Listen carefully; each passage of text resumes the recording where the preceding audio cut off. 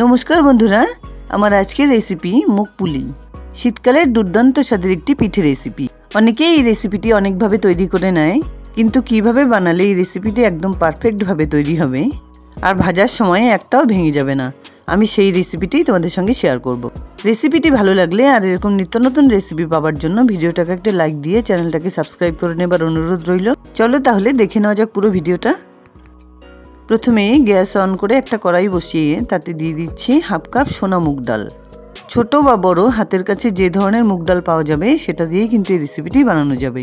1 থেকে 1.5 মিনিটের মধ্যেই গোল্ডেন ব্রাউন কালার করে ডালগুলোকে ভেজে নেবার পর একটা সসপ্যানে নামিয়ে নিচ্ছি। এবার জল দিয়ে 2 একবার ডালগুলোকে বেশ ভালোভাবে ধুয়ে নিতে হবে। তাছাড়াও মুগ ডাল রান্নার আগে যদি ভেজে এভাবে 2 একবার ধুয়ে নেওয়া যায় তাহলে কিন্তু কোনো রকম গ্যাস বা অ্যাসিডিটি হওয়ার সম্ভাবনা থাকে না। এবার যতটা পরিমাণ ডাল নিয়েছিলাম তার ডাবল জল দিয়ে সঙ্গে হাফ টিস্পুন নুন মিশিয়ে গ্যাস অন করে এটা গ্যাসের উপরে বসিয়ে দিচ্ছি। ডালটা সেদ্ধ করে নেবার সময় জলে এরকম ফেনা তৈরি হলে ফেনাগুলোকে তুলে এভাবে ফেলে দিতে হবে। এবার ফ্লেমটাকে লোতে রেখে ডালগুলোকে সেদ্ধ হতে বসিয়ে দিয়ে অন্যদিকে মুগ পুলির পুরটা বানিয়ে নিতে হবে।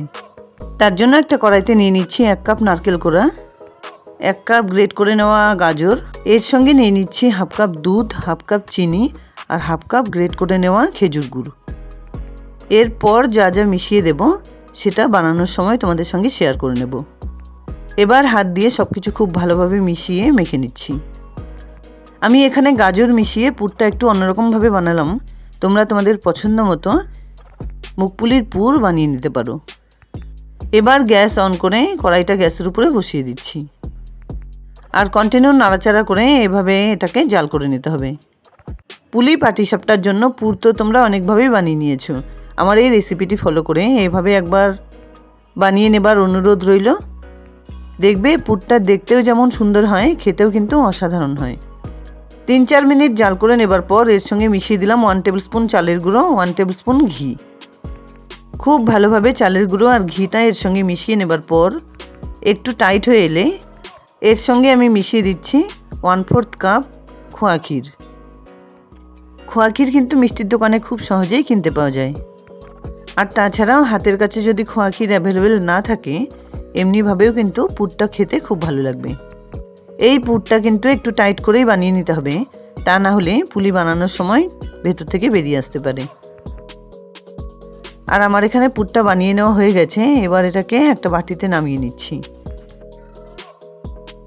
এবার এটাকে এভাবেই কিছুক্ষণ ঠান্ডা হতে রেখে দিতে হবে। ততক্ষণে ডালটাকে একবার চেক করে নিচ্ছি। ডালের থেকে সমস্ত জলটা শুকিয়ে গিয়ে ডালটাও কিন্তু খুব সুন্দরভাবে সেদ্ধ হয়ে গেছে। ডালটা এমনভাবে সেদ্ধ করে নিতে হবে যাতে কোনো রকম জলও না থাকে, আবার ডালটাও খুব সুন্দরভাবে সেদ্ধ হয়। এবার এটাকে কিন্তু একটা থালায় ঢেলে হাত দিয়ে খুব সুন্দরভাবে চটকেও নেওয়া যায় বা শিলনোড়াতেও বেটে নেওয়া যায়। আমি এটাকে একটা মিক্সিং গ্রাইন্ডারে তুলে নিয়ে খুব ভালোভাবে পেস্ট করে নিচ্ছি। পেস্ট করে নেবার সময় একটু কষ্ট হতে পারে, কারণ এটাতে কোনো রকম জলের ব্যবহার করা যাবে না, তাই একটু পেস্ট করে নিয়ে অফ করে আবার ডালগুলোকে সেট করে নিয়ে এভাবে কিন্তু পেস্ট করে নিতে হবে। দেখতে পাচ্ছ সমস্ত ডালগুলো আমার এখানে খুব সুন্দরভাবে পেস্ট করে নেওয়া হয়ে গেছে। এবার এগুলোকে একটা থালায় তুলে নিলাম। যদিও ডাল বাটাটা এরকম টাইট হয়েছে, তবুও এটা কিন্তু পুলি বানানোর জন্য একদম পারফেক্ট নয়। তার জন্য এর সঙ্গে মিশিয়ে দিচ্ছি 2 টেবিল স্পুন চালের গুঁড়ো। আর চালের গুঁড়ো দেবার পর খুব ভালোভাবে মেখে নিচ্ছি।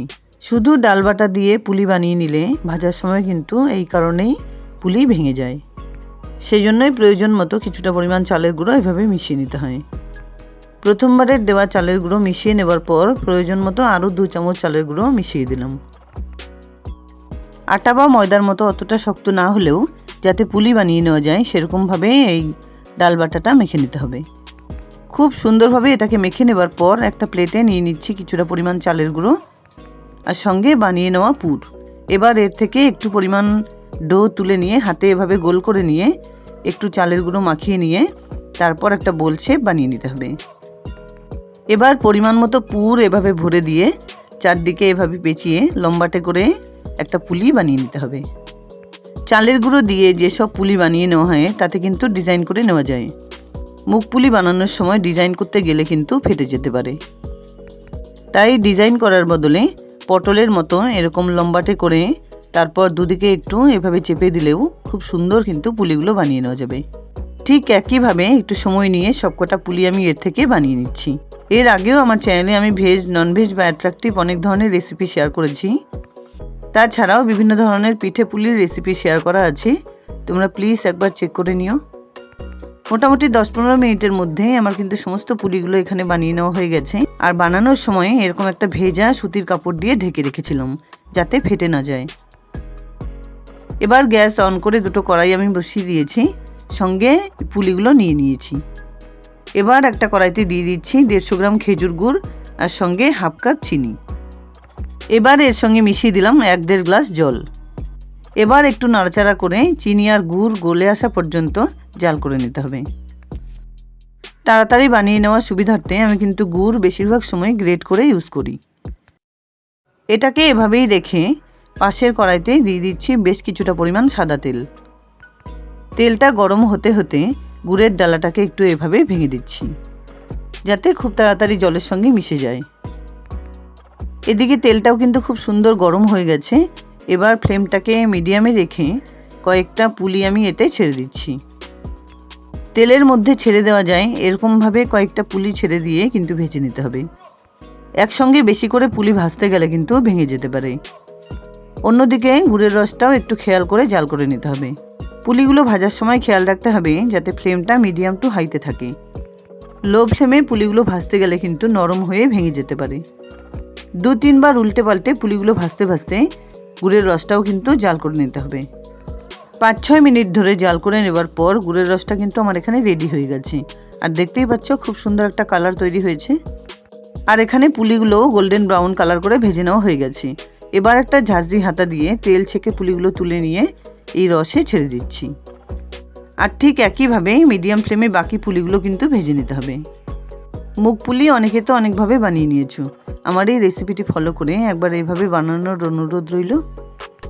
সমস্ত পুলিগুলো বানিয়ে রসে এভাবে ছেড়ে দেওয়ার পর ঢেকে মোটামুটি 10-15 মিনিট এভাবে রেখে দিচ্ছি।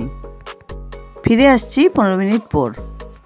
যদিও পিঠে পুলি পায়েস বাসি করে খেলে বেশি ভালো লাগে, তবুও পুরোপুরি ঠান্ডা হয়ে যাবার পর শেয়ার করার স্বার্থে একবার তোমাদের সামনে দেখিয়ে দিচ্ছি।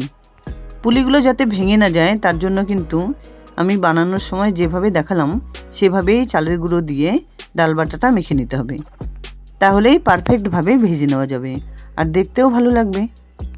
যাই হোক, শীতকালের দুর্দান্ত স্বাদের মুগ পুলি পিঠে রেসিপি আমার এখানে রেডি অ্যান্ড সার্ভড। আশা করছি বন্ধুরা আমার এই রেসিপিটি তোমাদের খুব পছন্দ হয়েছে।